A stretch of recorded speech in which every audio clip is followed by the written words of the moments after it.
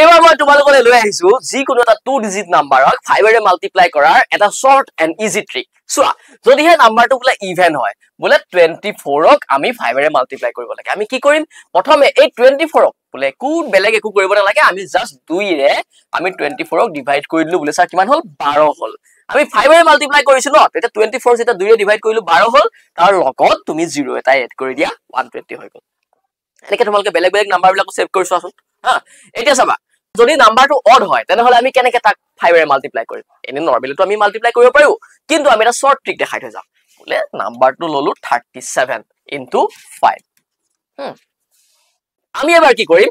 37 ৰ পৰা 1 এটা মাইনাস কৰি দিম বলে স্যার কিমান পালো বলে স্যার পালো 36